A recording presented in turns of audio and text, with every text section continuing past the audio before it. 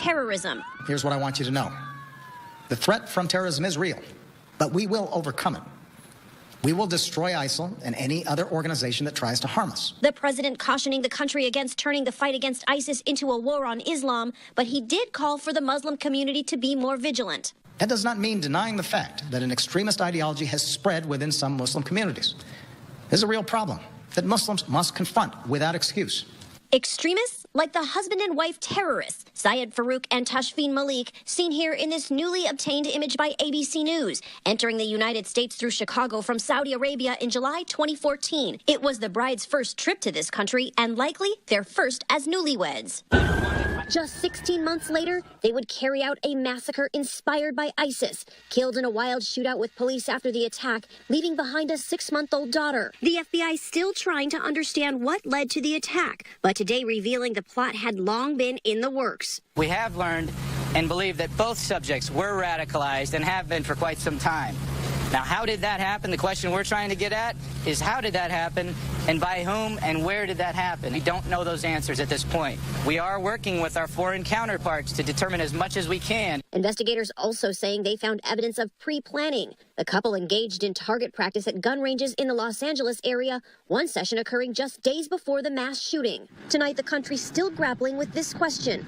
How could this have happened? The FBI is searching for clues to build profiles of each of the shooters. Tashfeen Malik was born in Pakistan to a prominent family, moved to Saudi Arabia, and then returned to Pakistan for college to become a pharmacist. She was among the talented students of our class, hardworking. How this ambitious woman and her American-born husband warped into cold-blooded ISIS fighters will be key to the investigation.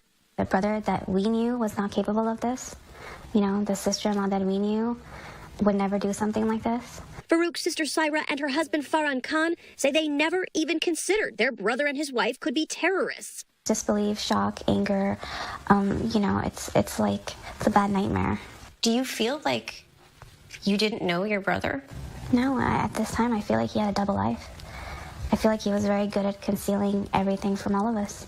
As the FBI discovered during a raid of the couple's Southern California home, the two tried to hide their tracks by destroying computers and shredding documents. We don't know everything yet. We want to find out everyone who profited from it, finance it. And I'm not saying there is anything like that, but we will leave no stone unturned. Now, agents are interviewing every member of Farook's family. And today, the FBI questioned Enrique Marquez, Farook's longtime friend and neighbor. Authorities say Marquez purchased the 2 assault rifles used in last week's massacre. He is not being investigated for involvement in the terrorist acts. They were very close friends, very, very close. If anybody in this neighborhood, Enrique was the closest to Saeed. We have several down in the conference room, several down. The stories of survival just now emerging. Inside that conference room, it was 4 minutes of sheer terror. I think I heard at least 5 or 6 rounds fired. I mean, it was maybe a little bit more. A new account from eyewitnesses of those final moments when the couple sprayed gunfire into a room full of government employees, killing 14 people. He came in, he burst in through the doors, firing and walking towards the middle of the room, just indiscriminately firing the whole time. Health Department bosses Trudy Raimundo and Corwin Porter trapped in the conference room with the killers hiding under a table. At one point I did poke my head up, probably unwise, but I did see the muzzle of the gun go down toward the ground and some shots down in the vicinity of where our staff were hiding.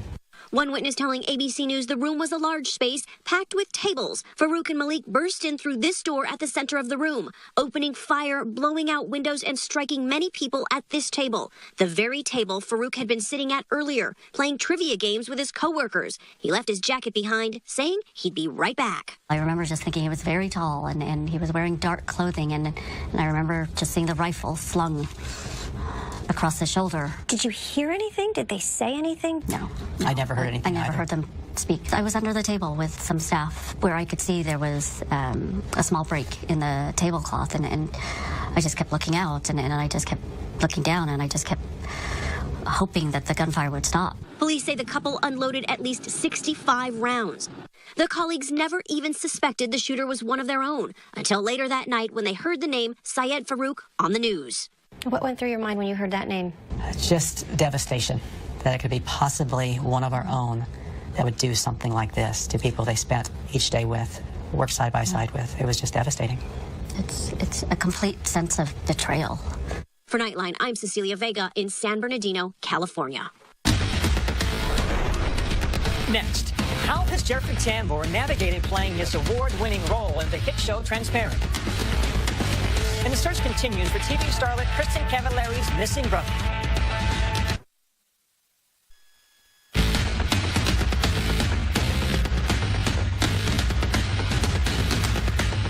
It's been a year of progress for transgender America. Caitlyn Jenner and Laverne Cox sharing powerful messages to end hate and violence. And they're in good company. Actor Jeffrey Tambor is changing the landscape for transgender people in America with his hit Amazon show, Transparent. Here's ABC's Nick Watt. There is an old adage in the arts, write about what you know. Are you saying that you're going to start dressing up like a lady all the time? Honey, all my life, my whole life I've been dressing up like a man. And this is something creator Jill Soloway knows. It's called transparent, as in transgender parent. Oh. When I first wrote the pilot, it was from this small place of trying to make art out of what was happening in my real life. Soloway's father transitioned in 2011. I had just made my first movie, and as tacky as it sounds to have the thought when your parent comes out to you in the back of your head, I'm going to make a TV show out of all this. That's kind of what happened. That show, Transparent, on Amazon, has Jeffrey Tambor playing patriarch Morton, who late in life transitions to Maura. But Maura is very, very real. I like her. She scares the heck out of me. The responsibility of it scares me, but I don't mind my hand shaking. Tambor is possibly previously best known for deadpan comedic turns in The Larry Sanders Show and Arrested Development. For Maura, he won a Golden Globe and an Emmy. Now I've been given the opportunity to act because people's lives depend on it. This season is especially, Maura is more the gateway character and just is one of the people who is seeking love and freedom and authenticity. And the Emmy goes to, and the Golden Globe goes to Jill Soloway, Transparent. Transparent Season 1 bagged 11 Emmy nominations and the Golden Globe for Best Comedy or Musical. Season 3 was commissioned even before Season 2 premiered. For me, the secret to Transparent's success is a beautifully drawn family context, with Maura's transition just one of many relatable moving parts. Joshi, for example, has commitment issues. Okay. I would not have judged you if you had slept with other people. I hope by the end of the season you're going to have done the right thing constantly. I'm going to try. Josh is going to try. He is going to try. Season 3, I think. All I've got for you. This show is changing the TV landscape, and they hope the view of transgender people in America. On a plane, a guy was coming up to me, and he was very Xenia suit and hair and watch and things like that, and he was looking at me, and he was coming at me like that, and I went, I'm going to get it. And he came up to me, and he grabbed my hand, and he said, thank you. Thank you for introducing me to something I had no idea about. There are people that don't want me in their house. They don't want me in their bathroom. I don't know what this bathroom discussion is. It's very bizarre. I'm not sure what people think goes on in the bathroom. Alexandra Billings, who is trans, plays Maura's friend Davina on the show. I do remember about halfway through the season when you and I were rehearsing that song that I still don't know. But you didn't have to cut me off. And I remember pulling you out, and I was practically crying. I said, am I doing this right? I know. Because it kept, it's a tap, tap, tap, tap, tap. I'm a cisgender male. I've been given this enormous responsibility, but it's my Lear. I mean, I can't think of a better experience.